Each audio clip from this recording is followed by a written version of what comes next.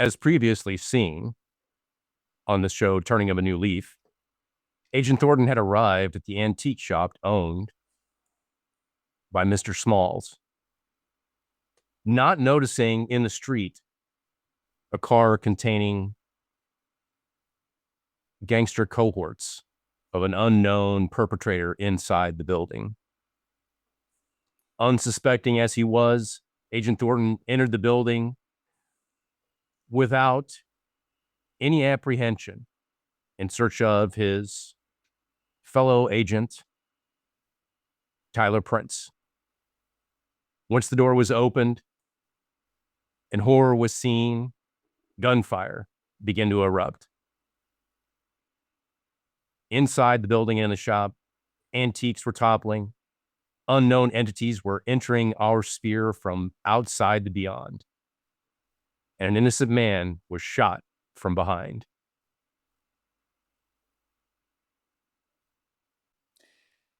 In the aftermath of that chaos, police officers, medical officers, and helpful bystanders start sifting through the wreckage. The dead bodies in the street, the injured men inside. And the lead doctor on the scene makes a rapid determination for 2 of the wounded men to be taken immediately to hospital. Agent Thornton and Agent Thornton are sent in 2 different ambulances away from Small's Antiques. Terrence MacSweeney and Alfred Smalls are separated, spoken to calmly, and then guided into 2 other ambulances for treatment.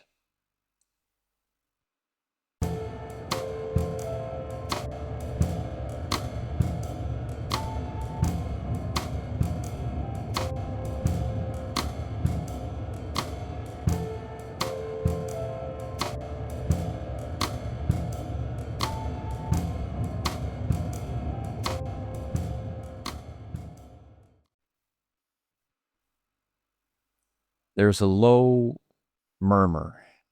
Visiting hours in the hospital are in force. In this large open room, despite the season, the windows are open, letting in cold, fresh air from the street outside, with thin, weak, and unconvincing sunlight. At the door to this large room, filled along each wall with low, narrow metal beds, between each sitting a low, narrow metal side table. At the end of this room, at its doorway, its open doorway through which you can see the next ward with its patients. At the doorway stands 2 officers of the law.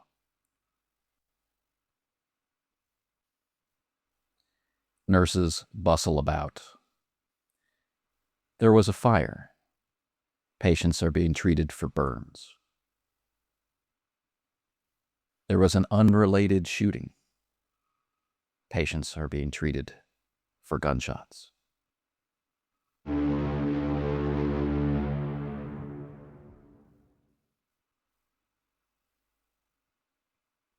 Alex Thornton, the one born Alex Thornton,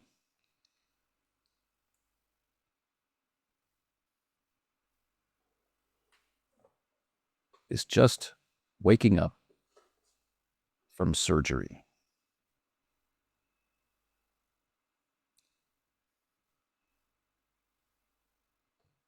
Smells, the colors, the textures of the room don't yet make sense. Tongue is swollen, mouth is dry, eyes are dry. A nurse is moving a light in front of your face, and she has asked you a question which is lost in time and space. Maybe she repeats it, maybe it's the next question. Do you know your name? I am Officer Alex Thornton. Do you know where you are? I am in a bright room, probably a hospital again. Welcome back, Mr. Thornton. I remember you from the last time. I shut my eyes and reaching, kind of out from underneath the sheet towards where I suspect that side table is. Fumbling for a glass, water, something to wet my mouth. No water yet, but you can have some ice. I just nod my head. She, motherly, reaches out and take the ice cube and, swish it around.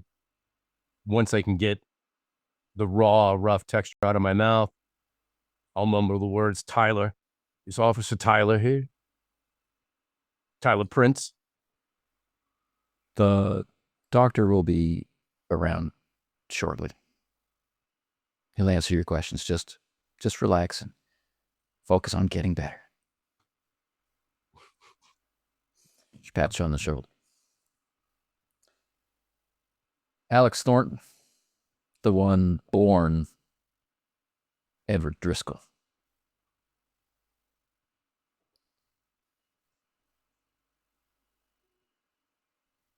You are waking up from surgery.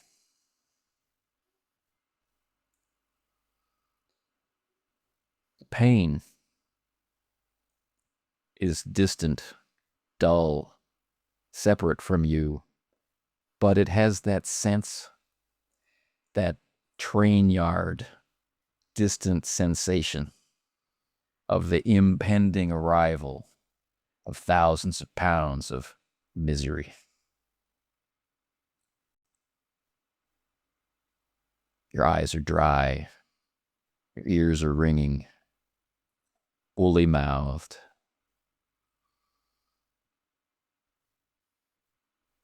You're in an uncomfortable position on your side, pinning one arm beneath you. And there's a very dim but growing sense of ice packs and other padding pressed and taped tightly into your back. Nurses are moving around the room, but maybe no one knows you are awake yet.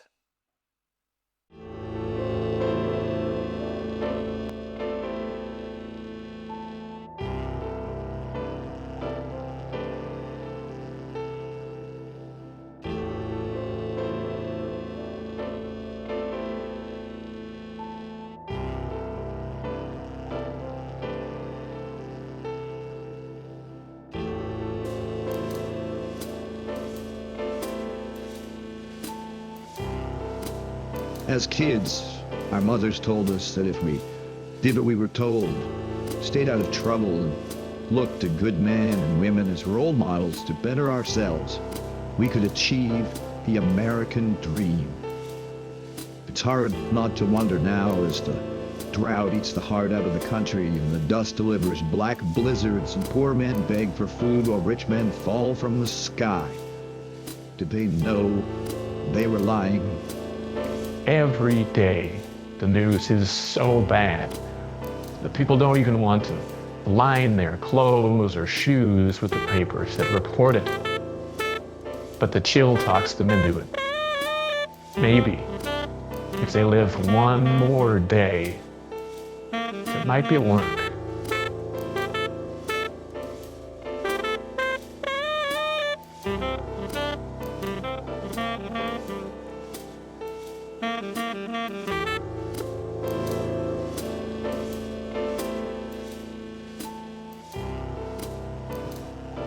Keep your nose clean.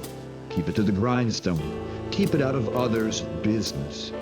The words of our mothers echo down the streets lined with ragged folk with tin cups praying for soup. Can anyone turn this free fall into flight?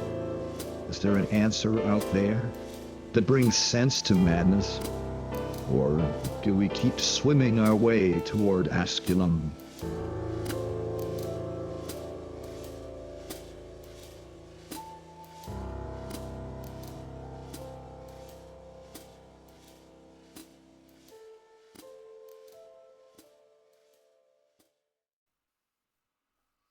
And he's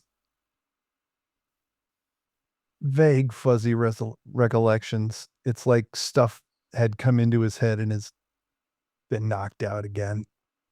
But yeah, the situation in his mouth. No. Hey, anybody? Hello? From your vantage point, there's a man in front of you, just ahead, not very far away. If you were in better shape, maybe you could reach out across space between beds and reach him. And he's both arms in casts, neck in a brace, part of his head bandaged, both legs in casts, and his head is at a slight angle. He's looking, you can see you out of the corner of his eye, but he can see the rest of the room. He kind of winks. He's like, "Nurse! He's awake!" Maybe he winks again, or maybe he's just blinking. You can't quite see all his face. I mean, thanks, pal. Don't worry about it. Nurse comes. Yes, you're awake. Excellent. How do you feel? Been better. Am I in a hospital? Yes. Do you know your name? Did I have any ID on me? I'm a little bit fuzzy.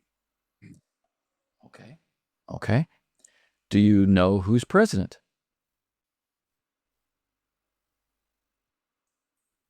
Still that jerk Hoover? See, your political opinions are intact.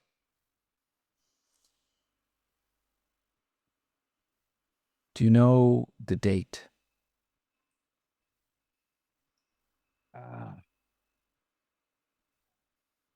It's all right. Don't worry about it. You've been through surgery. It's November. That's all I know. It is November. That's right. That's right. Don't worry. Your twin brother is here. You were both involved in a shooting. You're both going to be okay. Alex is here. Alex is here. He's in the next ward. And there are police officers at the exits to make sure that no one can get at you. So I want you to just rest.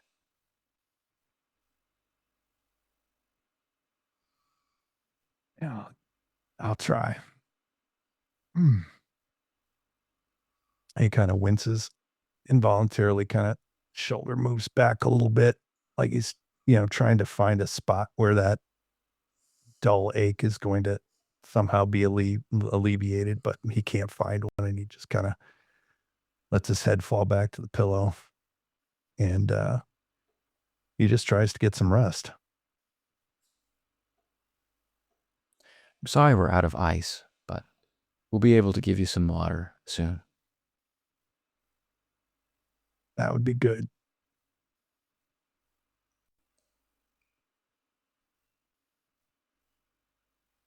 Alfred Smalls, physically, miraculously unscathed by the gunfire, but burned, or more correctly, dissolved.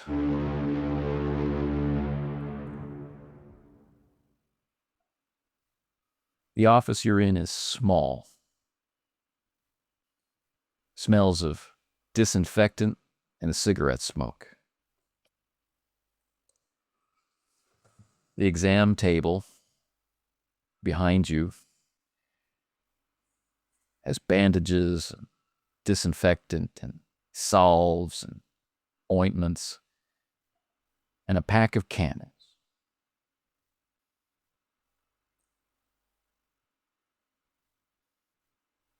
The doctor, close to retirement age, thick glasses and rheumy eyes, shaking his head. He said, I'm not sure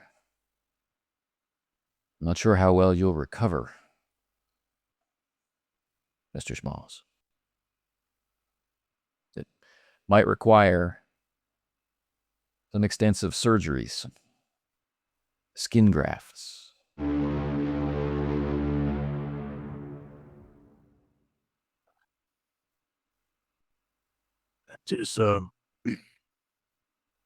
That is unwelcome news, Doctor.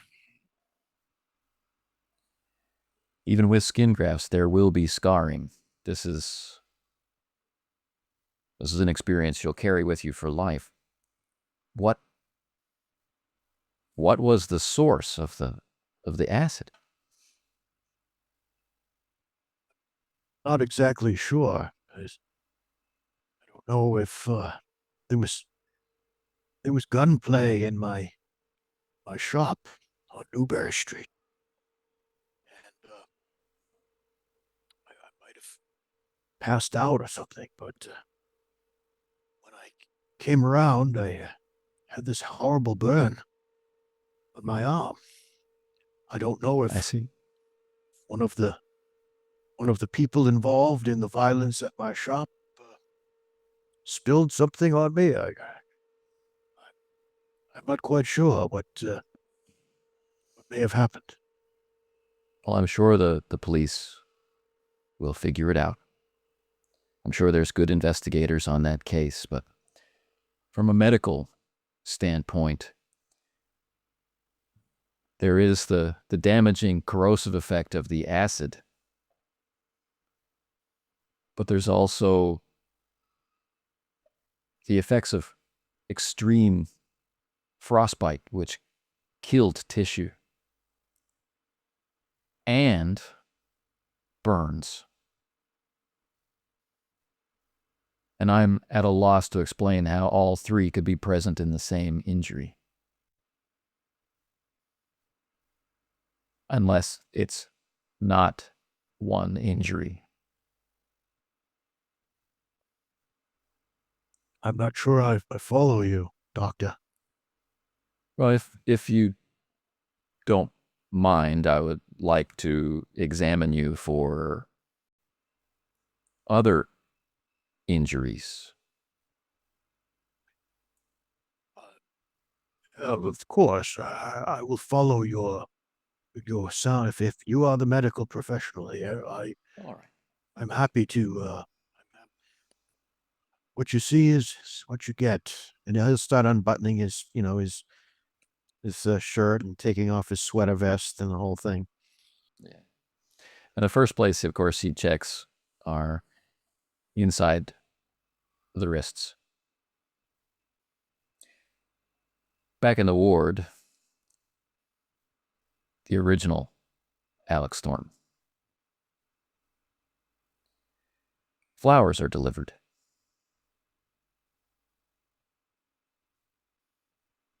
The courier, the flower delivery person, doesn't stop, doesn't look at you, doesn't speak to you. Speaks to a nurse, she points. Flowers are brought. Puts them on the desk. Small card. Kind of reaching my hand out towards the card as best I can. Hand really can't reach that far. And hey, buddy. And I kind of, fingers waving. I'm kind of pointing towards the card, a hand kind of grasping. Oh, sure. And he comes back, takes the card, puts it in your hand. When he draws close, I'm going to turn my eyes towards his face. Okay. Try and place anything I can about him. He's young. Bad teeth, bad breath. Stubble. My mind immediately going to the tent scene from when we visited with Future and People. I know I'm seen this man before. I'm reaching. I know I'm reaching. But the sense that I'm already being watched and somebody already knows I'm here is just creeping up too fast already.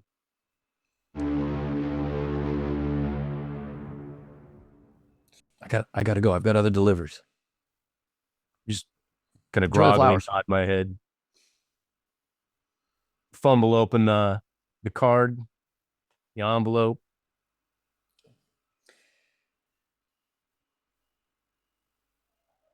The false Alex Thornton. A man had just walked through past the police officers carrying flowers, and he's on his way back out now.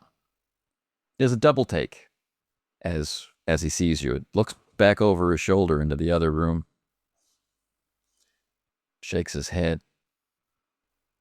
Slows down. Stops. Goes to talk to a nurse.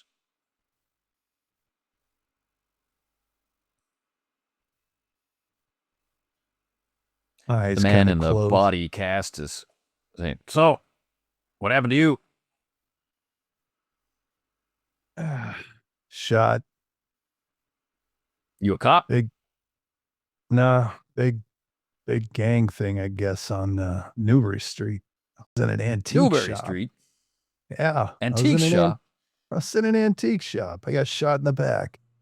Imagine that. What's the world coming to a bunch of uppity gangsters? I've been shot. Not recently. What line of work? I'm in construction. How does one get shot while you're on a building site?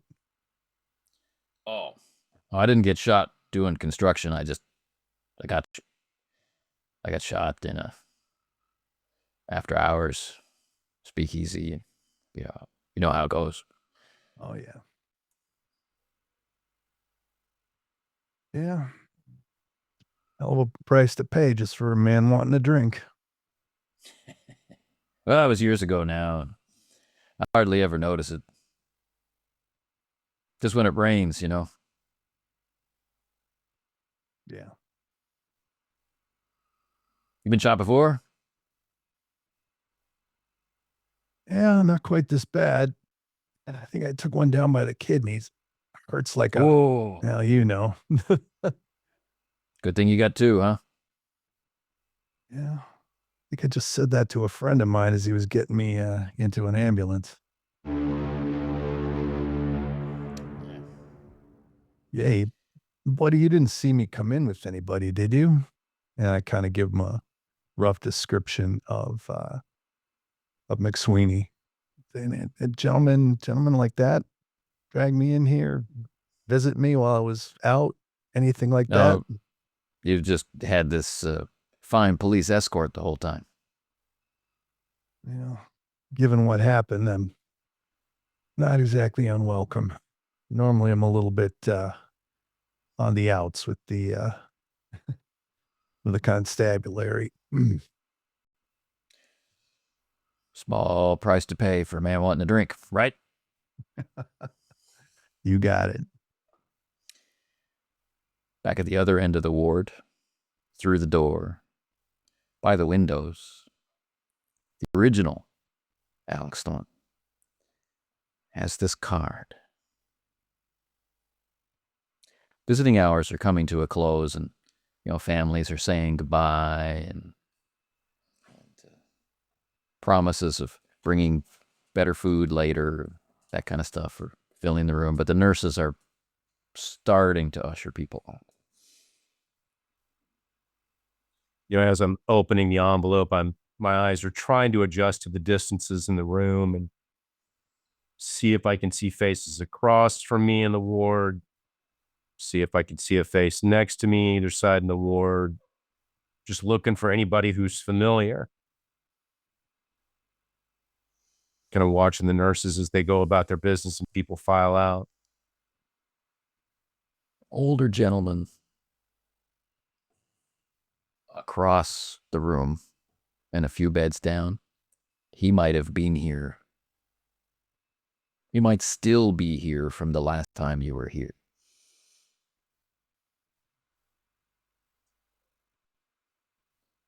But apart from that, the injuries look fresh. The concern on relatives' faces looks immediate, shocked, not resigned. As I flip open the top of the envelope right before I kind of look at to see what kind of card is inside this envelope, I try and do the math in my head when all the bystanders leave. Patients to beds, how many people are going to be in here? How empty is this place going to be when they all leave? There are 12 beds, 6 to a side, all but one, the one closest to the window, which is set up with that large machine that Jimmy Calloway was connected to the last time he was here. Only it is empty. Seeing the machine, knowing that the nurse told me she recognized me from before, I try and recall details from the last time I was here. Is this the same room I was in with Callahan? Is there anything that gives it away? I know my eyes are still looking around and trying to pick out details, but Seems like not the same bed. But shifts the perspective. Frown really starts to crease across my face as I try and focus on the top little section of that card inside this envelope. Does it look like a folded card? Does it look like a playing card? Looks like a get well card, and the script with your name on the outside of the envelope is very familiar. Slide the card out of the envelope and go ahead and finish reading it. Dear Alex, so sorry to hear that you've been hospitalized again. I have made excuses to your father and rescheduled your appointment. Get well soon. From all of us at the office. XO.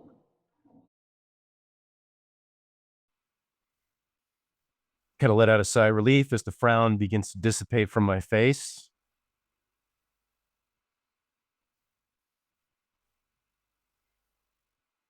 Sigh, looking over at the table next to me on either side. taking an inventory of any objects that might be close to me,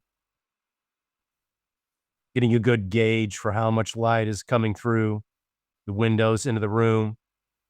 Metal water pictures and glasses. You have a small metal bowl of melting ice. And it's late afternoon, pushing on toward sunset. Trying to edge up into bed a little bit so that I can actually reach the side table close to me. I will. The feeling that he knows I'm here drives me through the pain to move the picture and the bowl within reach of my position in case I need something. Because right now I know I'm vulnerable. Let's give it a try. Power times 3.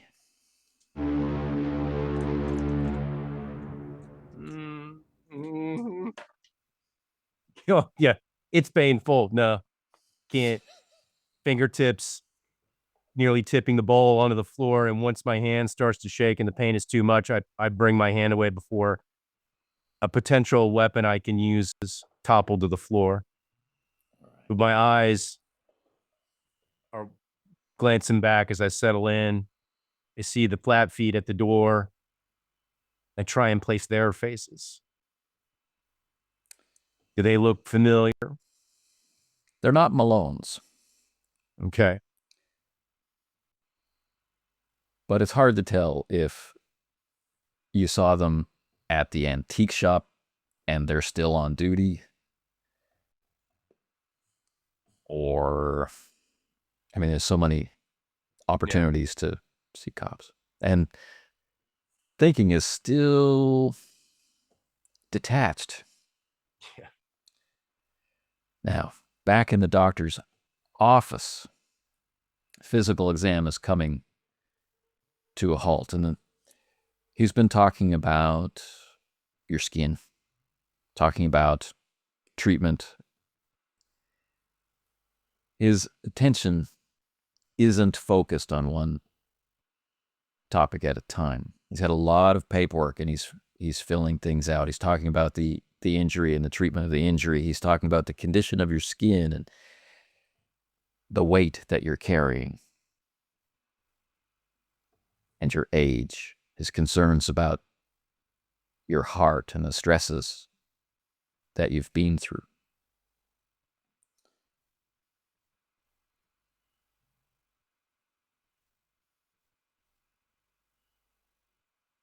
Have there been any history of mental illness in your family? To my awareness, no.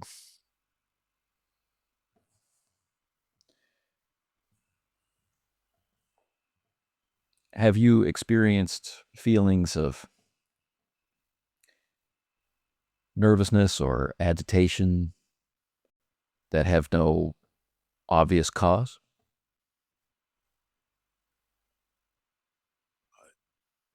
I've always been a bit of a worrywart, Doctor. I would say that I am of a nervous temperament. Since childhood. Since childhood, okay. Have you been injured recently? Cuts, burns, bruises, other than that? I did fall in my shop several days ago. I was moving quickly and I slipped on the floor, the rug, and landed rather heavily on the floor of the shop. Well, you are showing signs of extreme exhaustion, and you will need rest to recover.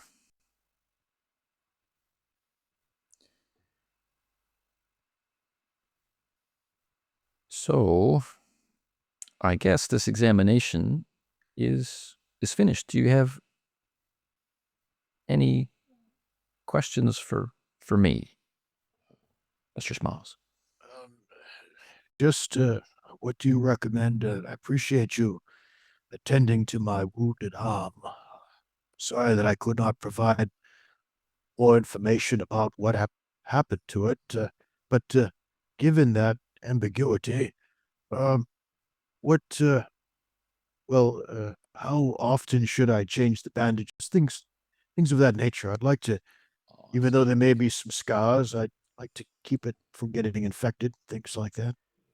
Well, first, I would like you to put these clothes on, and he's handing you a cotton shirt and pants in a pale blue color. I think these are going to be a little large for you, but that should be comfortable. And don't worry about, we'll be changing your bandages during your stay. You won't have to worry about the care of it at all, but just try not to touch it. And once you're dressed, these two orderlies will take you to your room. My room. Doctor, is this would this be a sanitarium? You're at State Hospital in Danvers.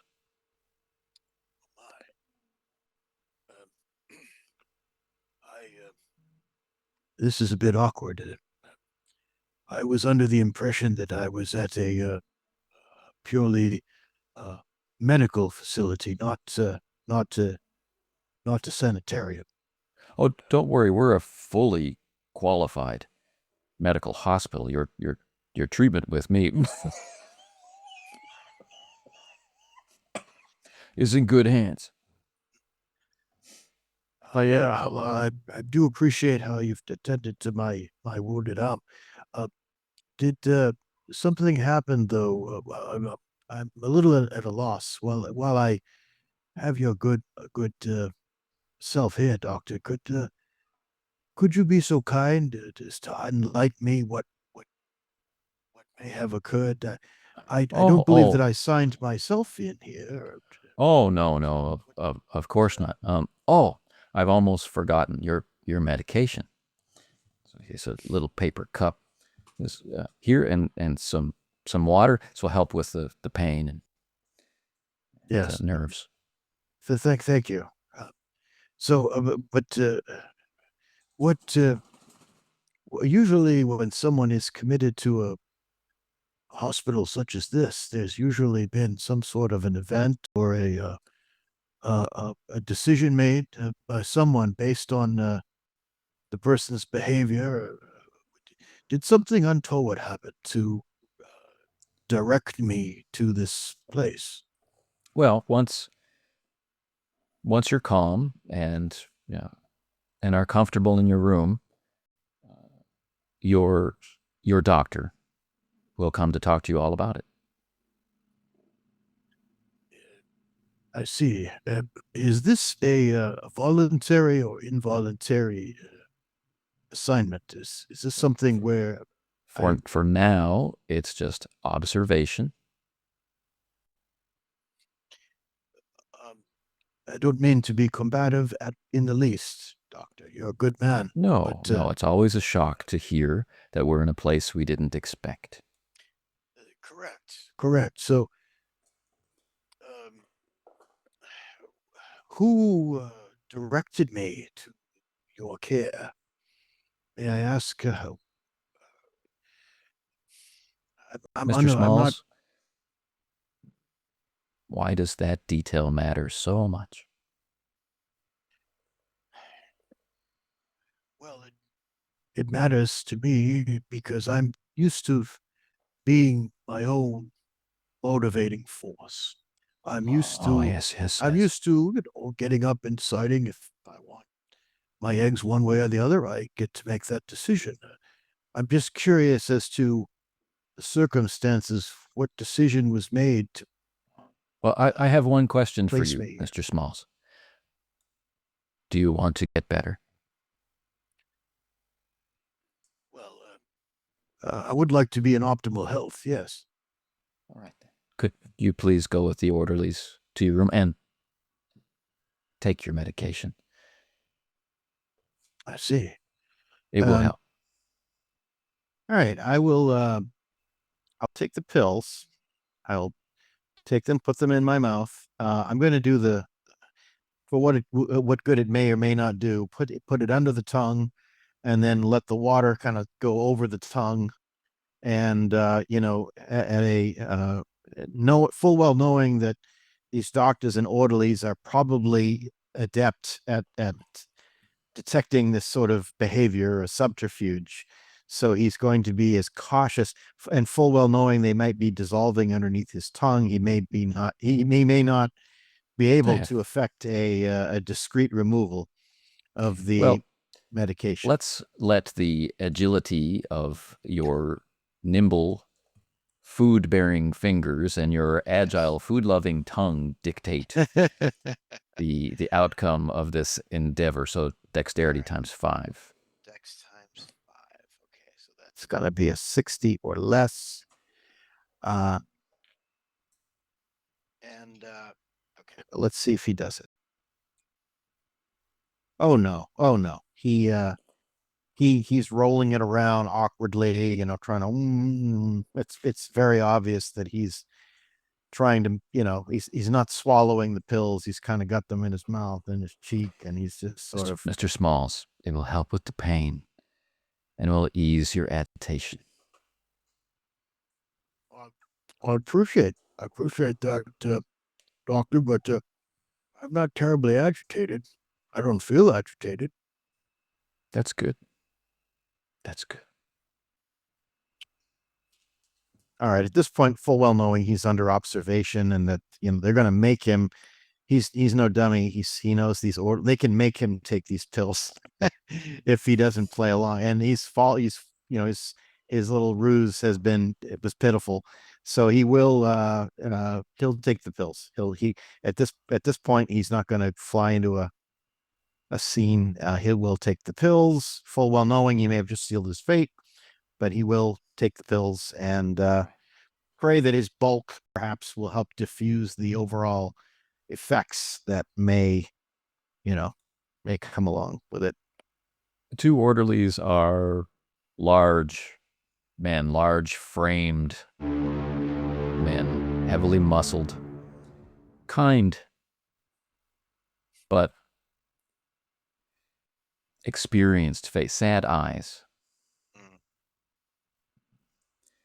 And they are like football players or that sort, athletic looking men, large, calloused hands. Sure. Yep. Can we call you Alfred? Of course, gentlemen. Yes.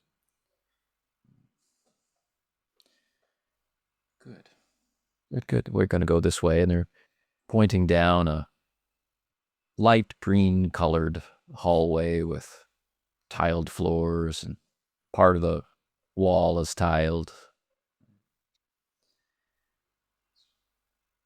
Your room is in this direction. He'll go with them. He's going to be trying to take in every detail for possible use later on, full well knowing that these places are designed to foil self-motivated removal to other locales. So he will he's going to play nice with these kind large men so as not to get himself even further down a hole, full while knowing he's being pushed down a hole. Like he knows that he's going into a place that he's really caught now. So he will, but not having a good idea at the moment, and not being a man of great dashing action, he will go along with the orderlies at this point, so as to avoid any unpleasantness. Back in the hospital, the man with Alex Thornton's face. The pain is present. The train has arrived at that station.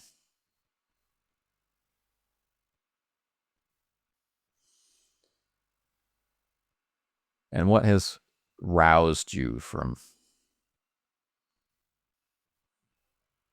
a drowsy state is a voice you know. Lieutenant Gabriel Washburn. He's not arguing, but he's speaking firmly with it's behind you, but it's a male voice. The gist of the conversation flowing awkwardly out of your addled memory is Washburn wants to talk with you. And the doctor, orderly, doesn't want to allow it. He really needs his rest, is the counter-argument.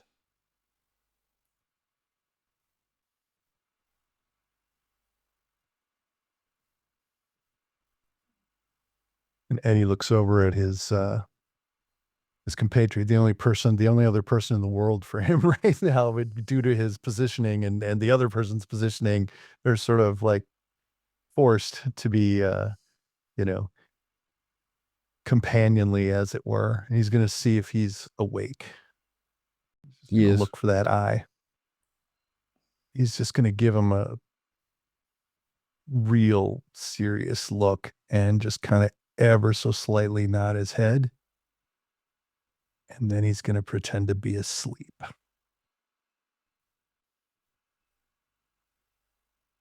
And he's going to keep his ears open to what's going on.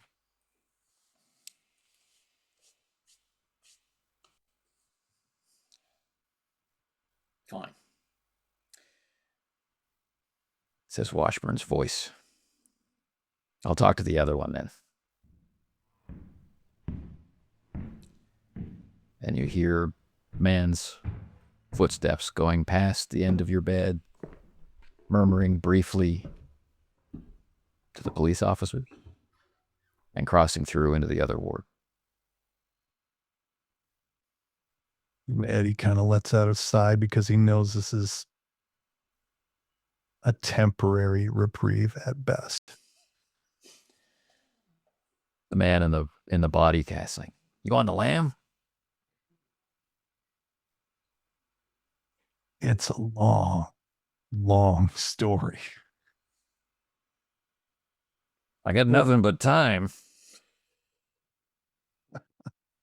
And he can't help the laugh that kind of bubbles up. And of course it's cut off by the man, don't make me laugh. A nurse walking by just kind of automatically says, try and keep it down, gentlemen. It's time to go to sleep.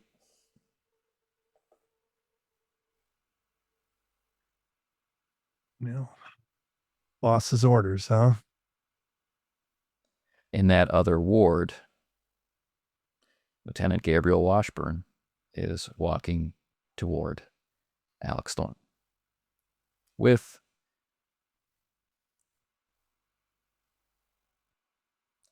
dark circles under his eyes and a harried expression.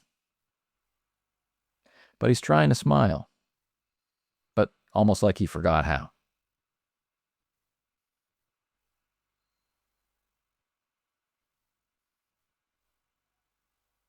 You awake? As long as I can be. Is there a chair? I'm sure you got questions. Yeah, I'll sit.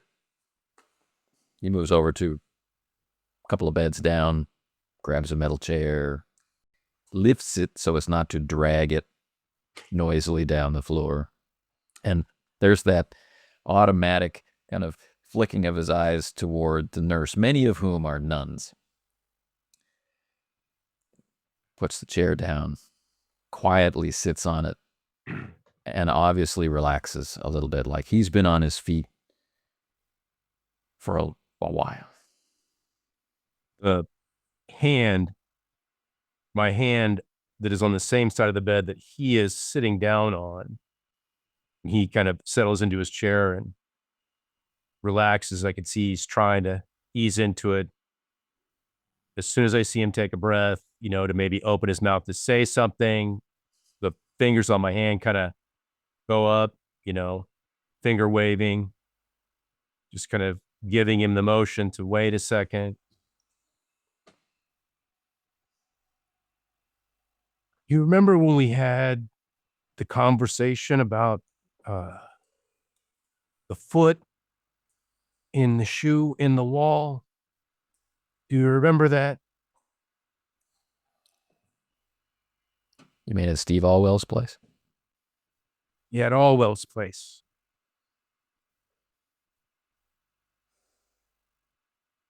Do you remember what Allwell's body looked like? Yes.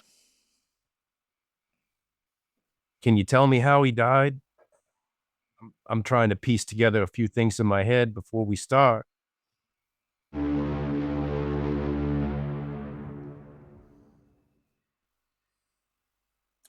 Before I do that,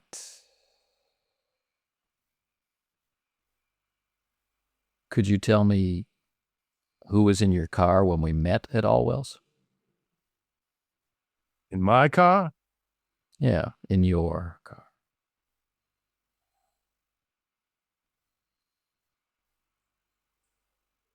That was Prince's job. He got a turn on the wheel.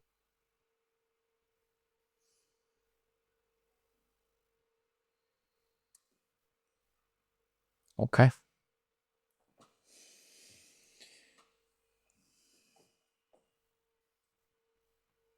So, what's your first question? You've been involved in a shooting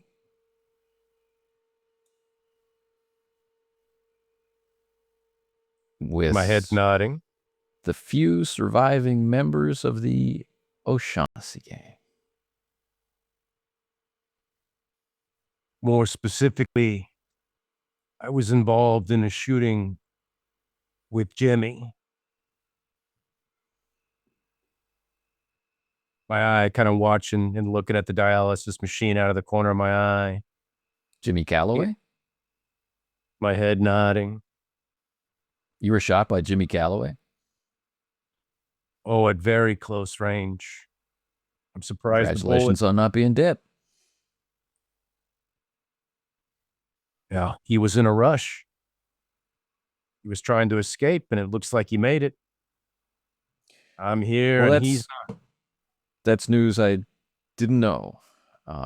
Excuse me. Head Up shaking. and moves out of the room, out of the other room, very quickly.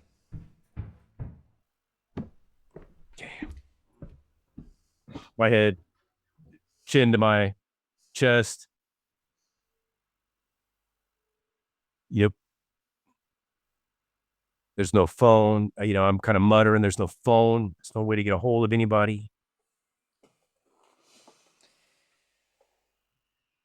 Back at Danvers,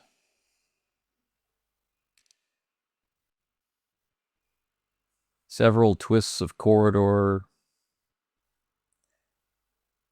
up some flights of stairs, always through locked doors.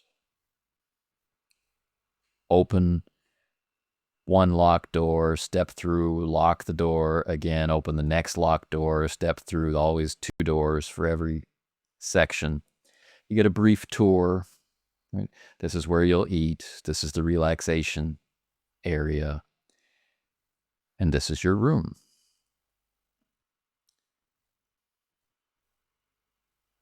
It's a private room. There's one metal bed bolted to the floor. Neutral beige walls.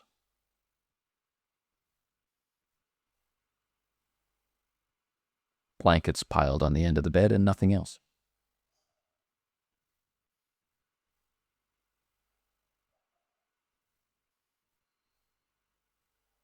All right. Well, Smalls will thank the two wardens. Enter the space. This door will stay open until lights out, which is a little less than an hour from now. You can go from here down to the common room and meet some of your neighbors. They're interesting conversationalists. You might enjoy it.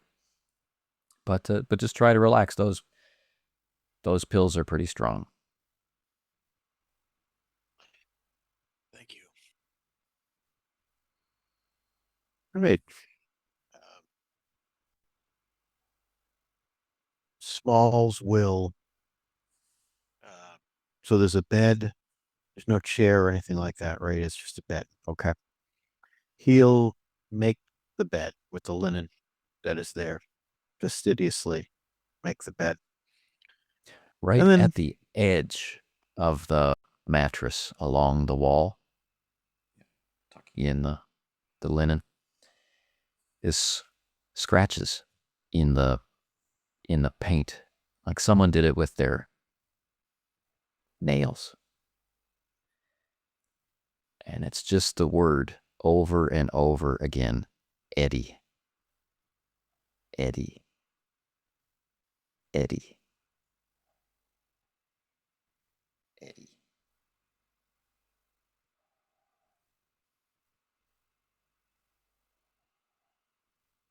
Strangely enough, this will give Smalls hope for whoever Eddie was, and he has a bit of a suspicion who Eddie is. Eddie's not in the room anymore. So that means that whoever Eddie was or is, Eddie was able to get out. So that's aspirational. He'll he'll see he'll sort of smile grimly at that, wondering if it's the Eddie that he thinks it might be. Yeah. And then he'll get on the bed and sit. The grip of the pills, as the orderlies mentioned, is real, bringing great drowsiness with it. And it has been a long time since you've really slept, not just been prostrate from exhaustion. And that interior hollowness is still very present. And it's relatively quiet here, except for random bursts of unexplained laughter, or unexplained crying, the occasional scream, echo down the hallway at Danvers. But in the hospital, darkness is falling, dim lighting in the ward. Dim, yellow, low-intensity lighting is bringing with it a drowsiness of its own. With all the visitors gone, a different echoing silence grips the wards. The police are shifting uncomfortably foot to foot at times and talking to each other in low voices, and often being rewarded by dark looks by the nurses or the nuns. Strong expectation that the patients on the ward will settle down and sleep. And one by one, they do. And one by one, the number of nurses is slowly being reduced.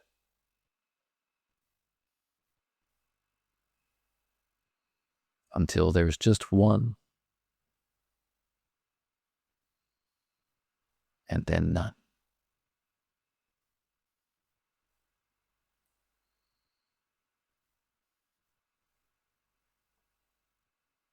Unless there is any way I can keep myself from falling asleep for as long as possible, my eyes are always going to be watching that door with the fogginess of impending sleep, unbidden as it may be, I'll stay up as long as I can and keep watch at the door.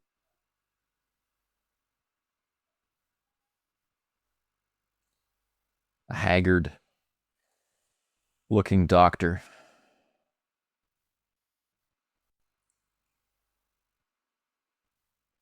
comes to the man who used to be Eddie Driscoll. Checks the bandages. Do you have any pain? It's coming. The nurse It's said you just were about here. The nurse said you were confused earlier. Yeah, I was fuzzy on my name. Do you know your name now? I'm Edward Thornton. Edward Thornton. Yeah, she told me my twin brothers. Ow. My twin brothers over in the next ward. All right. Good.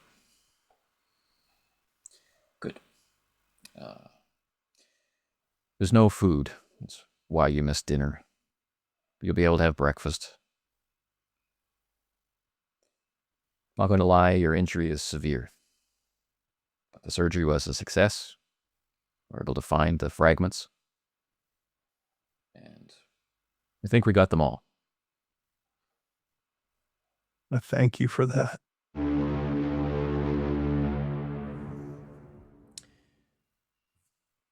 Pat you on the hip. In the morning, the police are going to want to speak with you. And some other doctors for an assessment. I'm just your surgeon. So sleep well. He kind of draws in a long, slow breath at the word assessment. And kind of lets it out slow again. Because he knows what's implied by that. Doctor makes his way into the other ward. Now the surgical treatment has restored 1 point.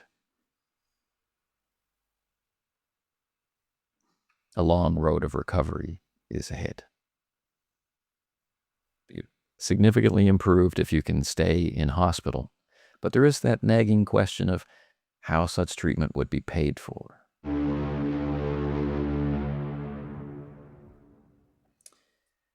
In the other ward, a haggard-looking doctor enters, making his way to the only awake man in the room, the very drowsy, original Agent Thornton.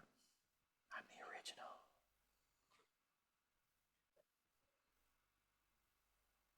My eyes flit to him and back to the door. How are you handling the pain? Feels better. Did the bullet pass all the way through? No. Chin to chest again. And we weren't able to remove it. You might be carrying it with you for quite some time. Head shaking, nodding yes. That figures. Callahan's got to leave me with something.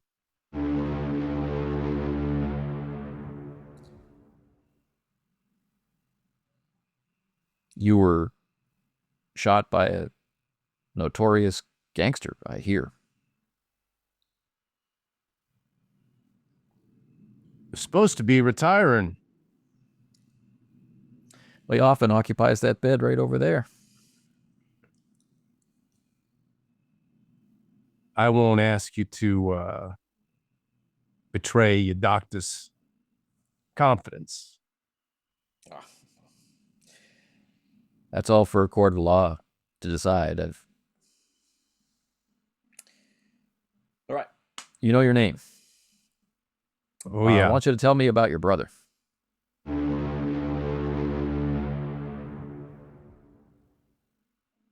He's here? In this hospital? I thought they were taking him to Boston, Mass.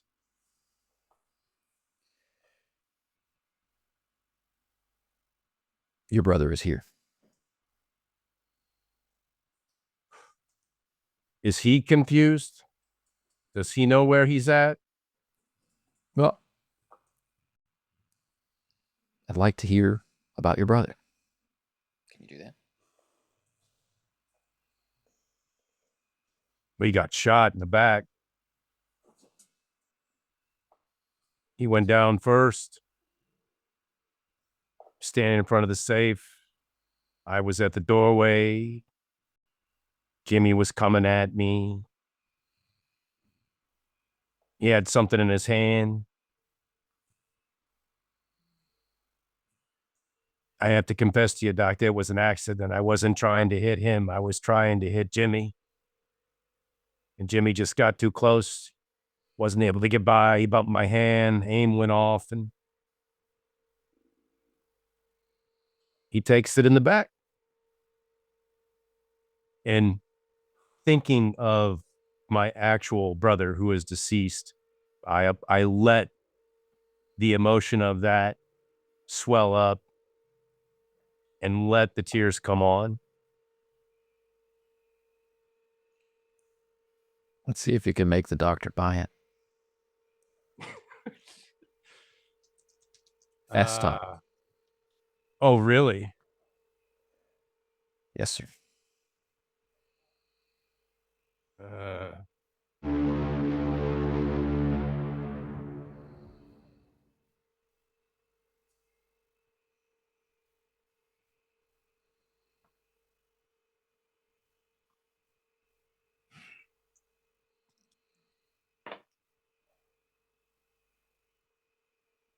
I just keep crying.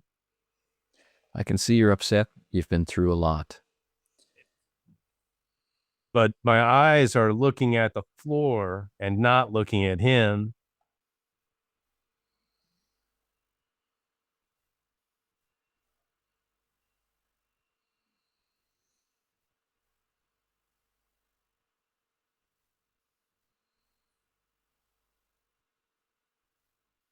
Trying to keep the crying emotion going. There's a slight chuckle that comes out as I am realizing the absurdity of this discussion and trying to maintain the lie, which I do not believe is working. And the doctor is now pandering to me that he thinks there's something wrong with me.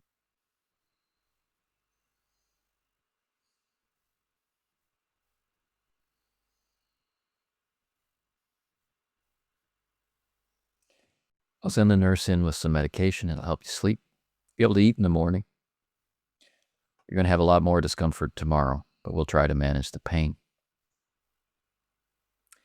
And I imagine the police are going to want to interview you. Lieutenant Washburn is very insistent. With a little chuckle comes out as I try and keep crying, not knowing whether or not this deception is working at all. Okay. You rest now. And he excuses himself and quietly makes his way out of the ward. And more lights are switched off. There's still light, but very dim and only half so many as there were before. If a nurse arrives with medication, I will, of course, not resist taking it. I will go ahead and take it because I know I've been here before. I know the routine. Okay. And the treatment that you have received has restored 3.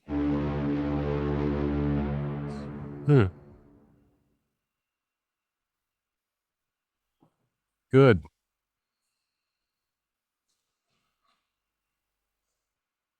Good. Night falls on the hospital, and night falls in Danvers State Hospital for the insane. While quiet wraps the hospital, nighttime at Danvers brings noise. Fearful noises, shouts, yells, manifestos, cries for help, cries of false imprisonment. The orderlies are very busy, but for Smalls, everything is wrapped in a fuzzy blanket of sleep medication.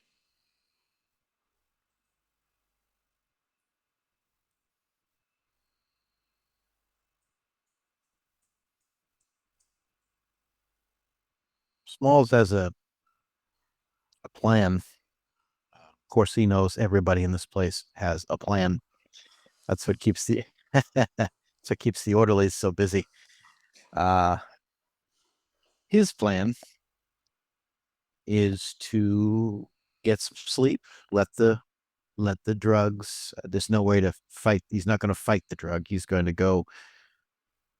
to fight the tide. He's going to go with it. He doesn't want to not get rest. So his ultimate idea is to get some sleep, recover whatever energy, fortitude, spiritual solvency, all of that.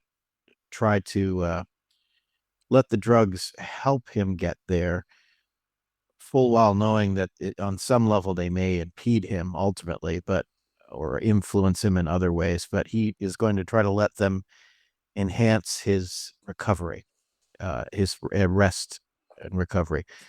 When he feels that he's able to, and he's hoping that the drugs will not, he's hoping to keep a kernel of his mind aware, sharp. He doesn't want to lose himself completely to the drugs.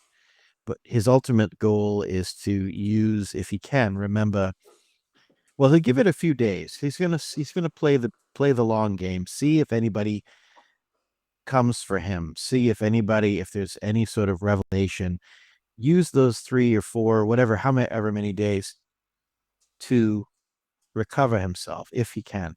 If he finds himself losing to either the calendar or the drugs, like he will, ultimately, he's going to try to find the gate. He's going to try to put his mind in a place where he can find those interstices and effect a very unorthodox exit from the facility.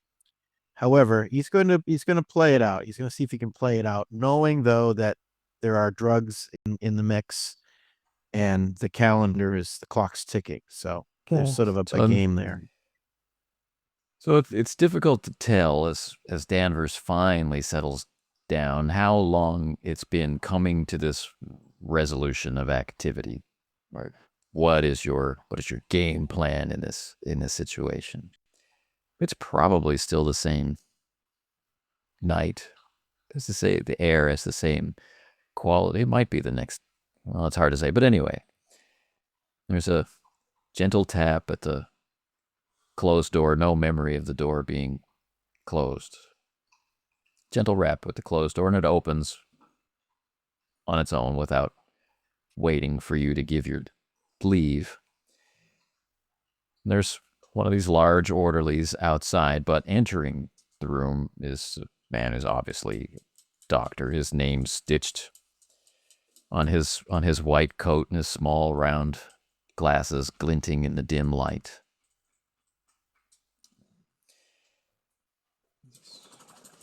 Alfred Smalls, I wanted to meet you before you spent too much time here. Lever himself up from the sleeping position. I'm Dr. Cahoon.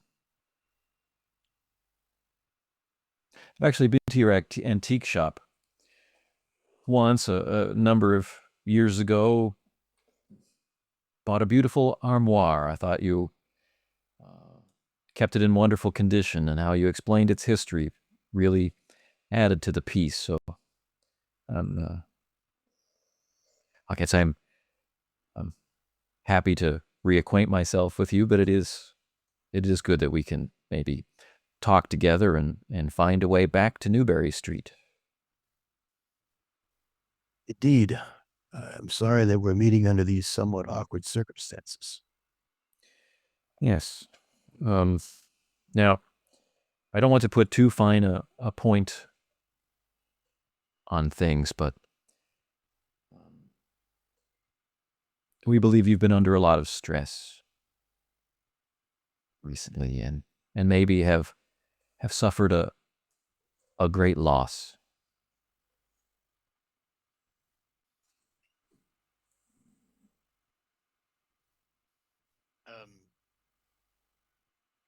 It has been some stressful days. Okay. Great loss. I confess I'm at a loss to identify the loss that you are inferring. Well,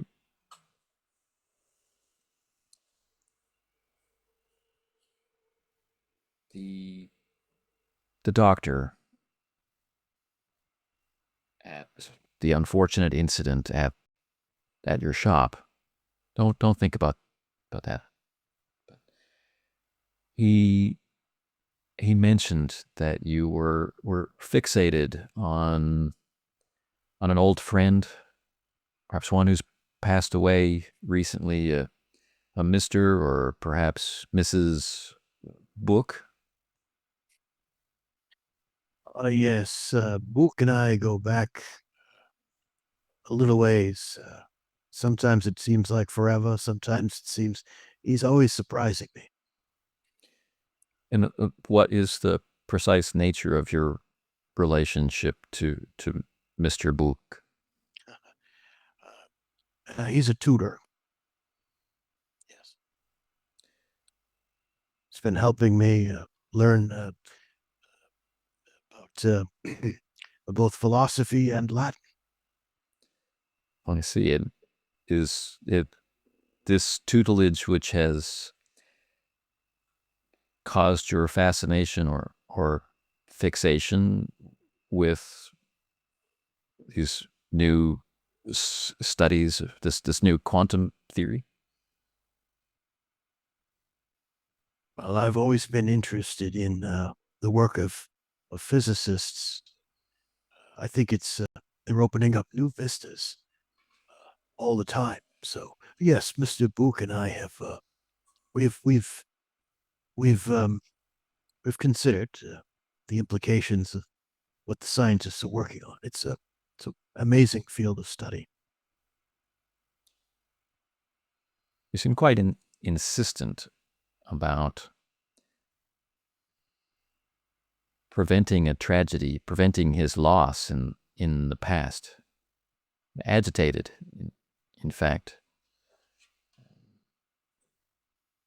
Are you able to speak to me about how he died? Oh, well, I'm not sure if he's passed, you see. He was in my shop when all of that disruption occurred.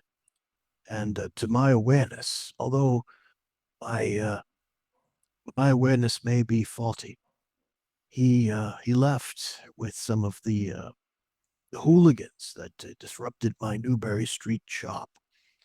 I'm not sure if it was under his own volition or if he was taken under duress. But I'm very worried that I'm upset that our own relationship has been so rudely disrupted. I'm worried about his well-being, but he's a survivor.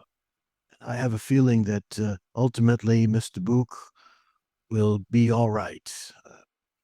But I do miss his tutelage very much.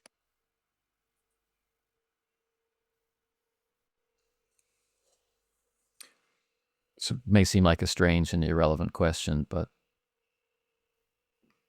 are you aware of the date? I believe it's sometime in November.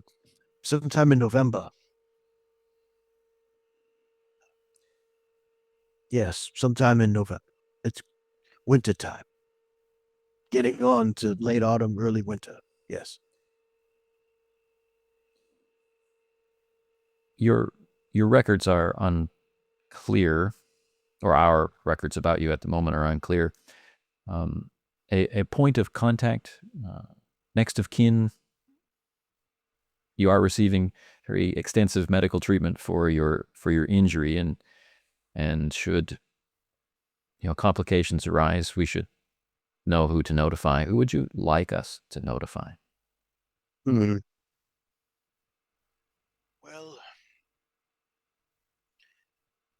I do have an Aunt Tilly that is. This is Tilly Smalls. Yes. Actually, her name is through marriage. It's Tilly Richards.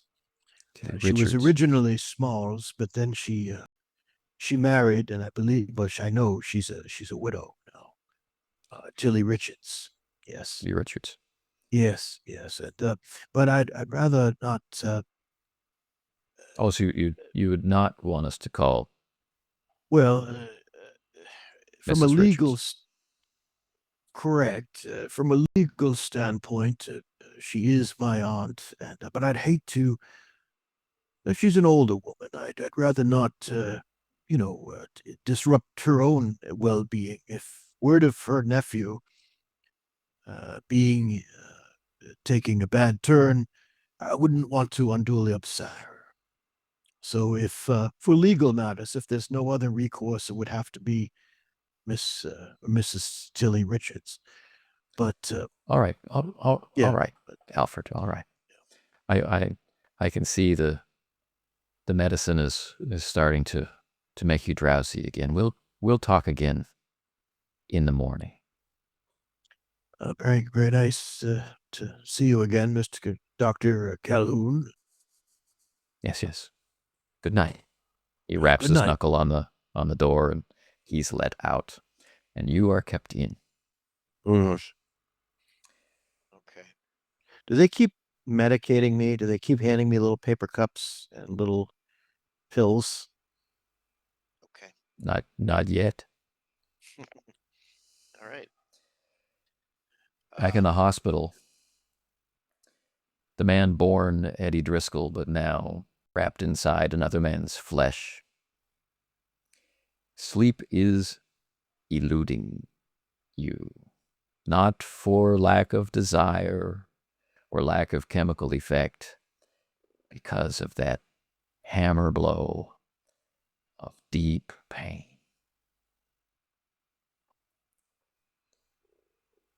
And so, at first, it's difficult over that pulsing, pounding time, that syncopated rhythm, that pulse of pain matched with breath and heartbeat.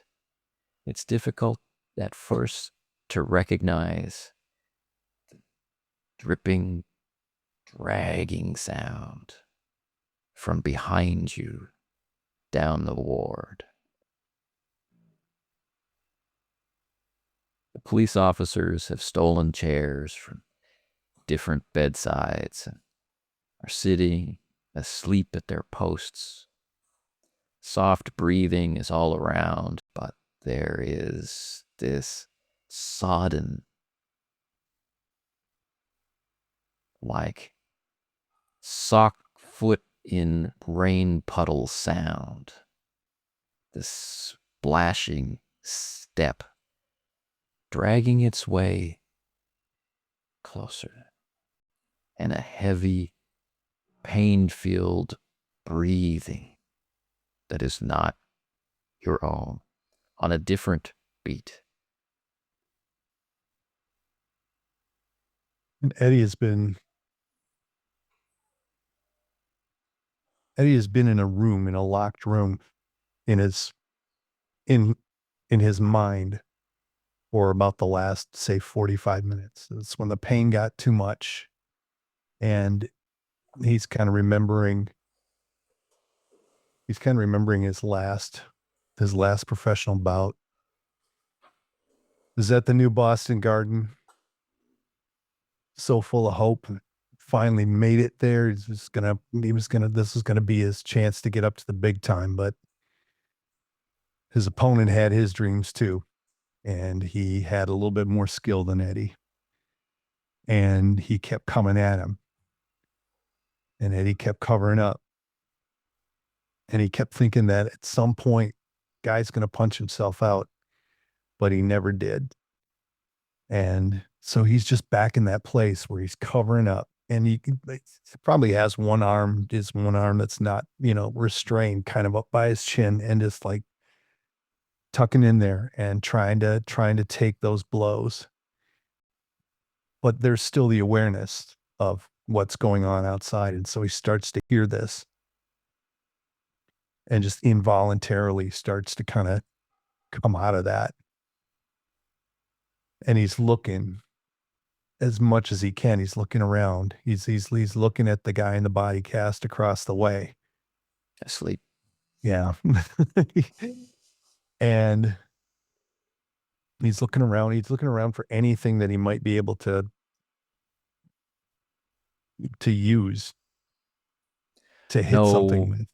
Water pitcher on your stand, no metal bowl of ice cubes, no flower vase, nothing, just bare metal table. But out of the corner of your eye, someone is standing, someone wrapped head to toe in loose bandages through which blood seeps and brilliant blue eyes peep as it shambles towards you, wrapped head to toe, dripping its life out onto the floor, step by bloody step. I'm going to grab the metal stand, and it just as hard as I possibly can, I'm just going to try and like fling it to the floor, or if it rolls or whatever, I'm just going to try and make as much noise as possible and just fling the thing back between the beds. Strength. Okay. Times 3.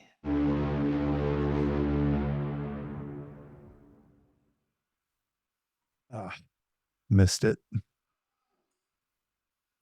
So he grabs at the stand, he's clutching at it, and maybe he moves it like an inch or something like that, but it's just too much. He doesn't have the power to like actually move it or even really reach it.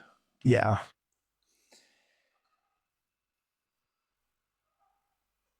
The figure stops. And you can hear, almost like a hound, this sniffing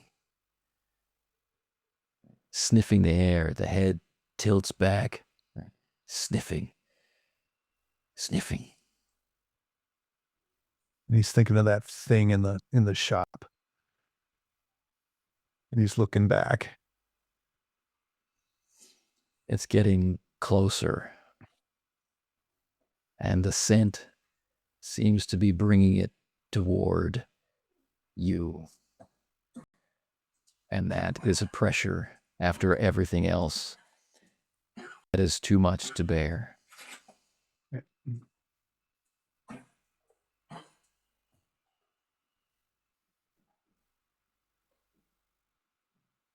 No. He just kind of starts to moan like, "What are you? What are you?" Alex Thornton, the one born Alex Thornton, through the silence of the linked wards, that fearful question floats on the night air.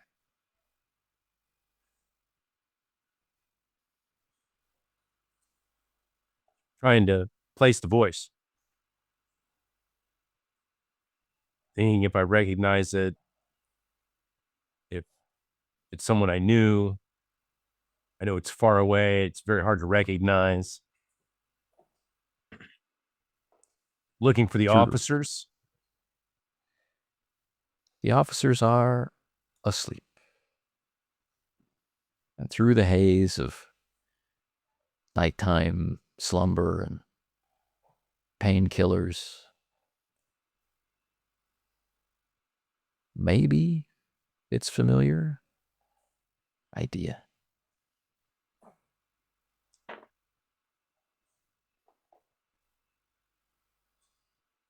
The tones and proximity of our two bodies, not that far apart from the previous encounter, definitely link the sound of Driscoll's voice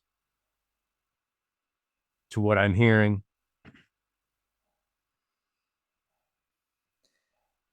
And then there's that shuffling drag step. And worse, the painful charging of the knight into position over the torn flesh of your surgery site as it insists on action.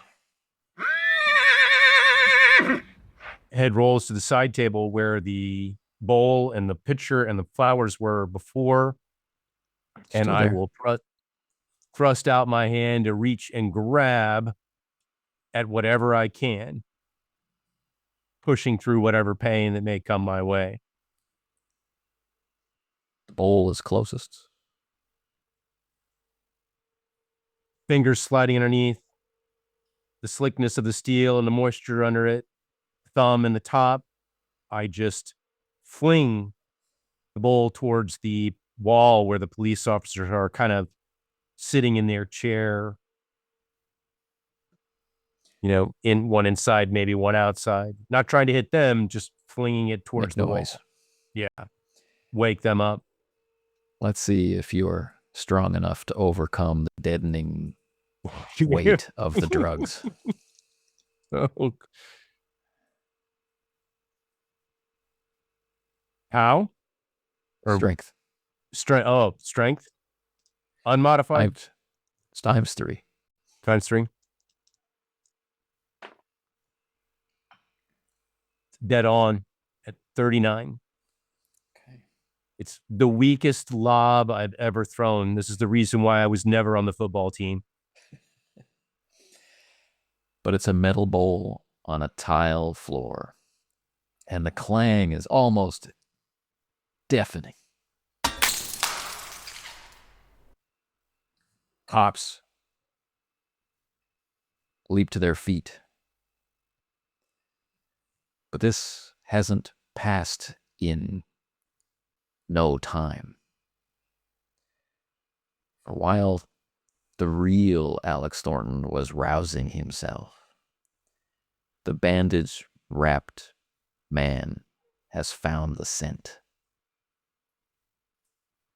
And snuffling, leans in close, its dripping bandaged fingers oozing across your body, Eddie. Its blue eyes blazing. Eyes the color of the O'Riordans.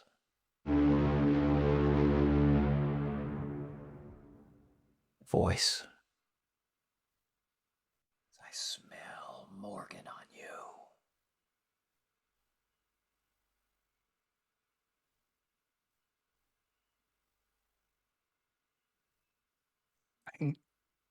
There isn't. What do you want? Stronger His eyes sniff. are. I want your skin. Let me close our session for tonight. Okay.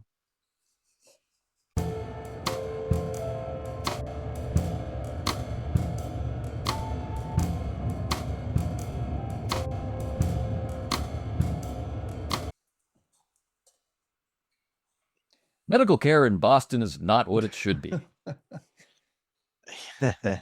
This is why I tried to convince him to take you to a separate hospital. So you would die by yourself. Yeah, Like a exactly. heel. Unbeknownst entirely to me. I didn't kill him. It was that thing. Yeah, it had absolutely nothing to do with my mysterious twin brother who appears out of thin air. Absolutely nothing to do with that. We have two men who are claiming to be Alex Thornton. And soon to be one man. One way Well, or no, the at other. least you had the sense to say Eddie. Yeah. I was thinking of making up another name, and then I'm like, that's not gonna. If I say your Well, I mean, twin yeah, brother it's- Francis is here, he's gonna be like, what? I mean, out of character, the convenience of just saying that Yeah. is enough clue for me to let. But if really, heard it's by if heard by Alex, yeah. he understands what's being talked about, but still he understands the ridiculousness of this whole situation. This is what he was trying to avoid. You know, And Eddie's still got that whole thing where he was trying to slough off the Alex Thornton identity. And so he's just like, you know what? I'm just gonna be as much me as I can right now. So I'm gonna be Eddie. And if they think I'm a twin brother, that's their mistake. So Wow. oh, this is the not fun retransformation, I hope. I don't know if it's gonna wind up being a transformation or not. Oh, It could be a consumption. that could be.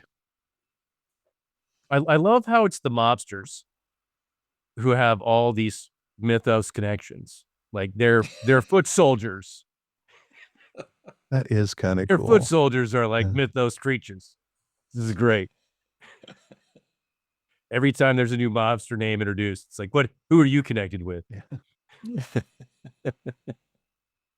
What kind of powers did they give you? I feel cheated. Right.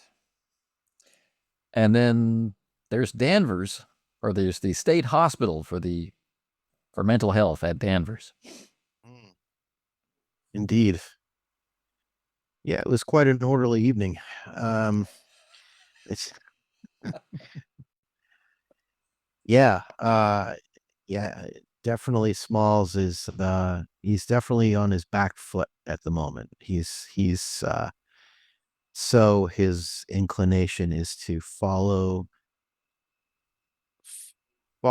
this through, play along, but not get lost to the drugs and to the regimen of the place if he can. Again, hoping that someone will come for him that will provide an out. If not, he'll try to fall back, if possible, on his arcane experiences, try to force an esoteric escape. All the while very aware that, he's got to be careful with the drugs and now we've got this funny Mr. Book that he's he's letting them think it's a person. At least that's what he thinks. He thinks, he's going to play along and let them think it's a person, and was in the shop and then left of a sudden, and he's worried about that person. But we'll see how that all plays out. Yeah. If it wasn't for the roles, the lies would be a lot easier to follow through on. Yeah. I lie. Yeah. It's funny. I have speaking of Danvers, I have a book somewhere in the room here called Eye of Danvers, and it's a very interesting book. I picked it up at the Newburyport, a bookshop probably 20 years ago in Newburyport, Massachusetts, which isn't far from Danvers. And it's very interesting. It's this artist who does these very vibrant but dark charcoal and almost like trying to think of the medium, almost like crayon, but Oh, pastels. pastel. Yeah, we used to call them Pastels. crepes. We used to have Yeah. Crepes. Yeah. that sort of stuff. And so it's these very vivid pictures or drawings of Danvers. And then interspersed with those are interviews with people that lived there and people that worked there. And so it's just a soft cover book, but it's this very vivid sort of memory of Danvers by this artist who was captivated by the place as a child because he would go by Danvers and he would see it up on the hill. And so then later on, when he realized his artistic talent, he made this book. I don't think it's got a big circulation count, but I've got it. I think he sold it to local bookshops.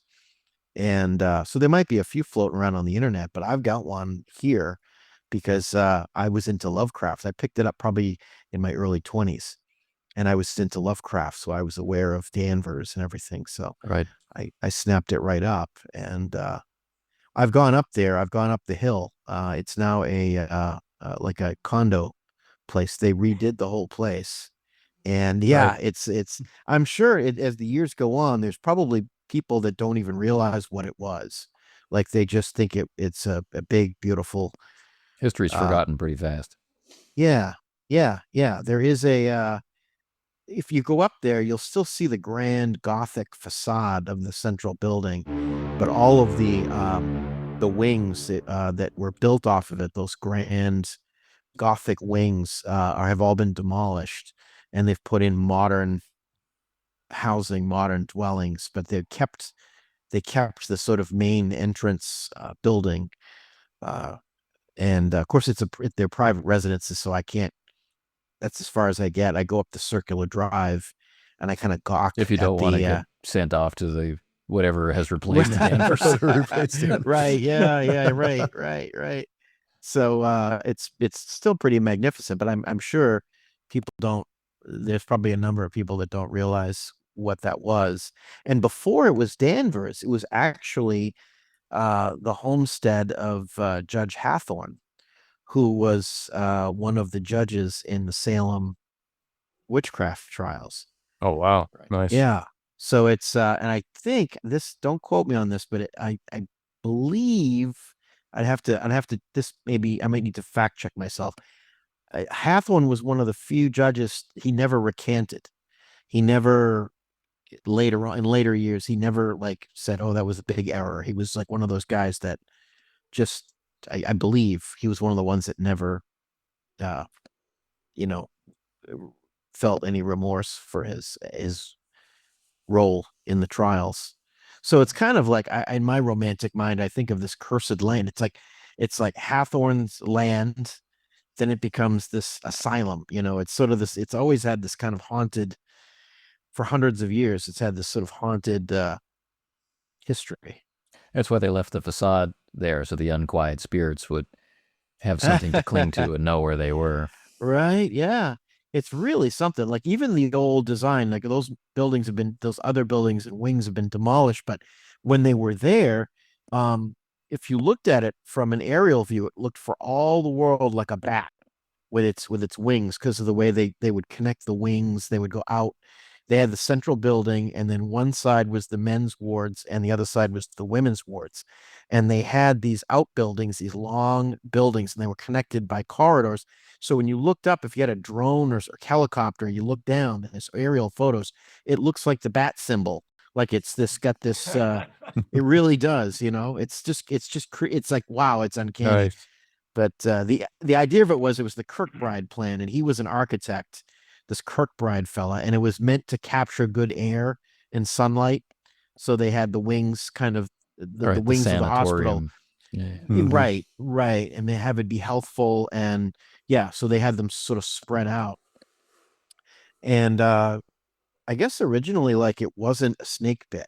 When it was originally funded and built, it was very wholesome. Like they had Aggressive. like fairs, Yeah. like the people went and they had like craft fairs, and they farm vegetables, and they would have like their own little vegetable stand and all that stuff. But then as the decades went on, the funding cuts came in, and it became more and more overcrowded. They used more drugs and shock therapy to keep people under control and confinement versus the earlier Lobotomy. pastoral lobotomies, right? Lobotomies. Oh yeah.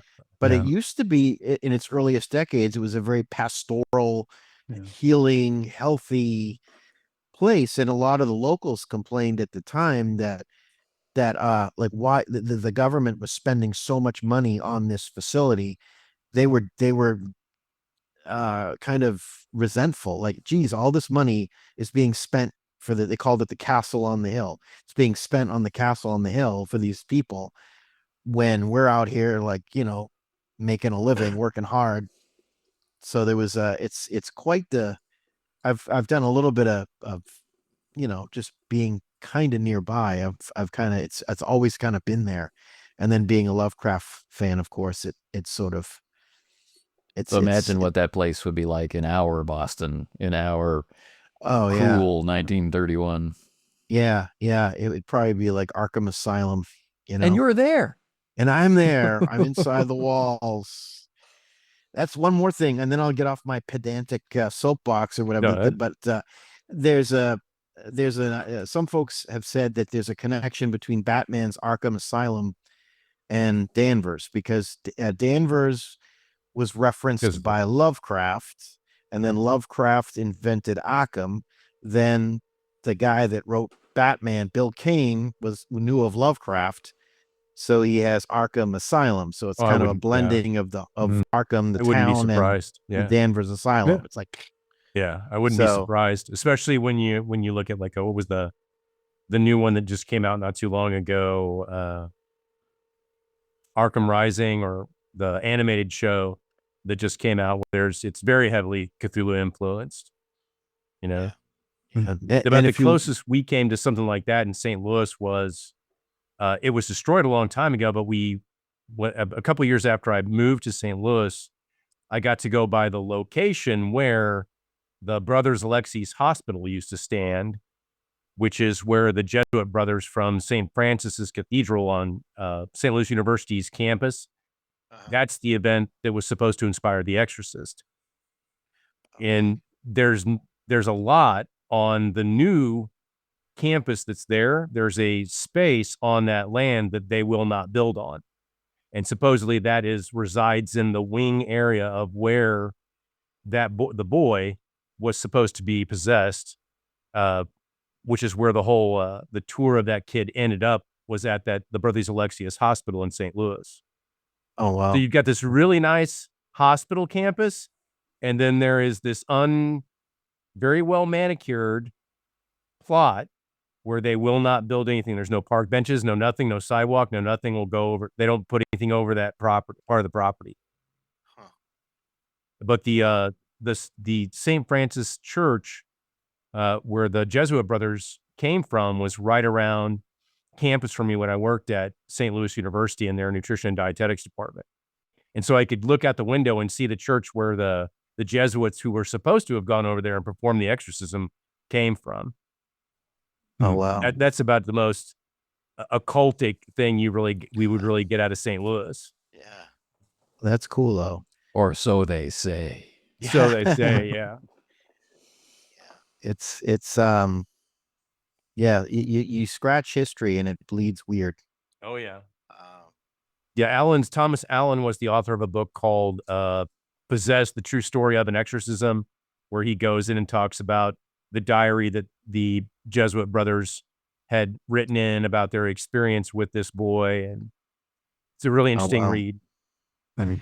With Danvers, not to hop on Danvers too much, but if you've ever seen the movie Session 9 that came out maybe 15 years ago, there's a horror movie called Session 9. And it was like a low budget film, but it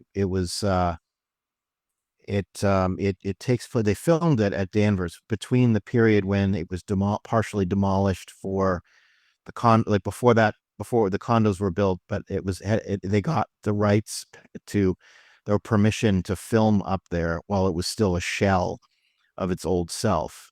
it had been closed for many years, but it hadn't yet been turned into the condo. So they have it's a kind of like one of those. It's like an early sort of almost found footage. They're the conceit, without giving away like spoilers, is like the conceit is they're an abatement, like a asbestos abatement crew, Yeah. and they're hired to take out all the harmful stuff that's at the hospital so that it can be turned did they into know. apartments. Interesting. And of course they find old records and files and creepy old wheelchairs and all kinds of weird stuff. If it's the one I'm looking at from 2001, yeah, that sounds about right. It can't be too low budget. It's got David Crusoe in it and Peter Mullen. Yes, that's the one. So that's the one. Yeah, Okay. that's the one. I'll add that to my Shudder list. It's actually pretty. Yeah, it's pretty good. It's I've seen it. It's not a gore fest. It's one of those ones that it makes the hair on the back of your neck stand up. You know, it's one of those like, you know, creepy as they delve into the files and things, and you know, find out what's going on and what may still be there and so on and so forth. So it's there is a I've never had the guts to like park my car and go look because I don't want to get chased out, but apparently there's a or get locked in. There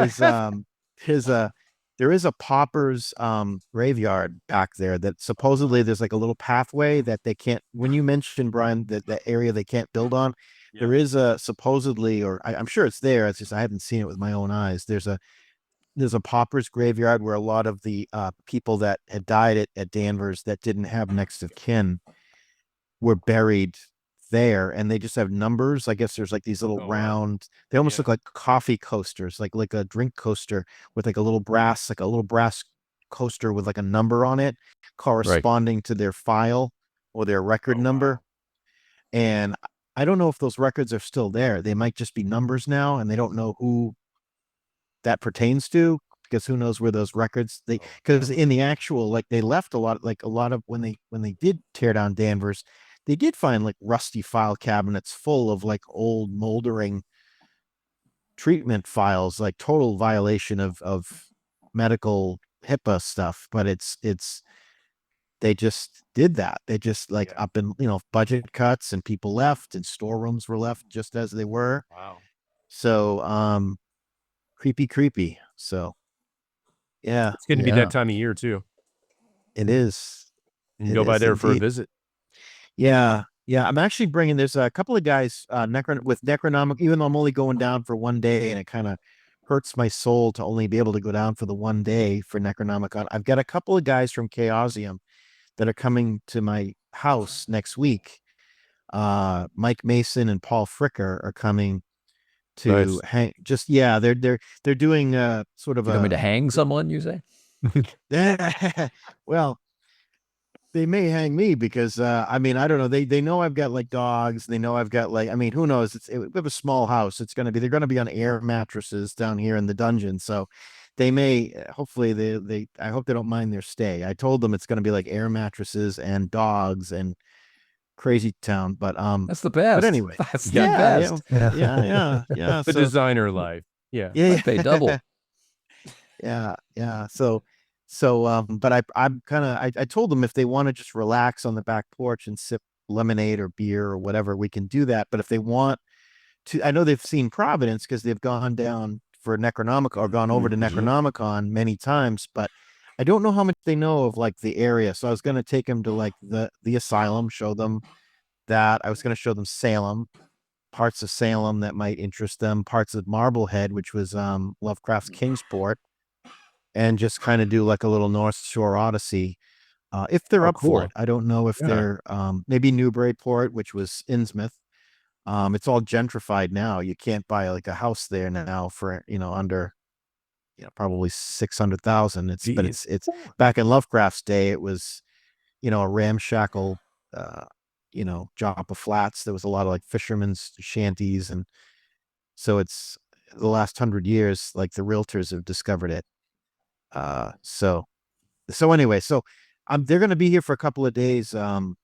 So I'm going to try to get down there on the Saturday. Yeah, it's great. It's a lot of fun. I usually get a hotel in Providence, and I stay for the 3 or 4 nights, and it's a big It's a really, you don't sleep. It's like everybody's up till all hours and talking Lovecraft and talking Cthulhu games, and it's wonderful. So it's really smart so that I can only get down there for like a day. I feel so disenfranchised, but that's just, you got to pay the real bills, right? You got to do what you got to do. Well, and like for me, Unfortunately. the closest I ever could get to Gen Con was when I lived in St. Louis and it was still going on, it was in Indianapolis. And that was only a 4-hour drive. And I still could never, I was working in the restaurant industry. I never could get to Gen Con. For 15 years, only being 4 hours away from it, a very easy drive. Never could even get over there for a single day. Yeah. That's smart. I find it difficult to get there now. I'm sure you do. Yeah. Not even via bullet train. Yeah, As soon as we get our tunnels through the earth, The center of the earth. or well, not center of the earth, just Oh, yeah. Gotcha. I'm upper tough, part. but there are limits. Man, well, there's always low Earth orbit drop shit too. You could Yeah. just go up and That'd be all then let the Straight Earth up, move. down. Yeah. All right, guys. Well, I hope this wasn't too frustrating being laid up and whatnot. Because of the short scenes that we do play, I mean, it's a good chance to play something like this, right? Yeah. We get together, we play for an hour and a half, and it's not like it's like I kind of mentioned in one of the Facebook videos. It's not so much important how much gets done, it's the content that we keep moving along, even if it's just day by day or skipping a few hours. Because that was going to be one of my first questions was, is it the same day or are we going to be moving it forward a little bit more after we get to the hospitals? Because when you started asking questions about, well, do you know what the date is? And I'm like, I don't know if Anthony's never ever known what the said date what the is. date is. I've never known what the date is. Please don't ask me what the date is. I was struggling with that There's too. a I'm like, method to my madness, as you can Yeah. see. Yeah. I barely know what day it is in real life. I think we need to just start like, sharing that calendar you're using, man. on all of the videos, at a certain point, the calendar does start to appear, and newspapers have been appearing, and they are dated. So it is possible for you, the player, to figure out what day you're on, or at least pretty close. And then it has, of course, been stated to you a couple of times directly, and like for Agent Thornton's famous date and his famous appointment with his father, which he managed to be hospitalized for both of them. Well, that's how he does it. He doesn't call and say, I can't make it. It's, oh, did you know he was in the hospital again? That's how I avoid all my appointments. Good strategy. It's a little expensive, right but on. it works. Yes. But like, as we talked about offline, no cell phone telling you the time and date, right? Yeah. So unless you're listening to the radio or looking at today's newspaper, or Xing through the dates on your own personal calendar, and I pay attention to these details as we play, it's very easy to lose track of date and time. It's one of the reasons why they used to ask the question, like, are you connected with other people? Are you aware of the flow of time? Do you know where you are? Do you know when? Do you know who's president? That was another fun question I was dying to ask. Oh, yeah. In 1931, I've got no idea who's president. Or whatever. Yeah. So, all right. Probably in 2 weeks then, but if Okay. we'll see how we can tear you apart separately.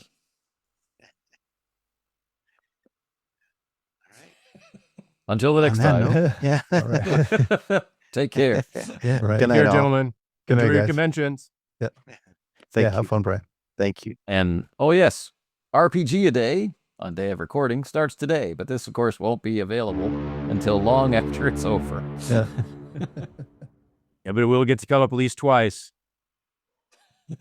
Cool. Take care. All right. Bye-bye.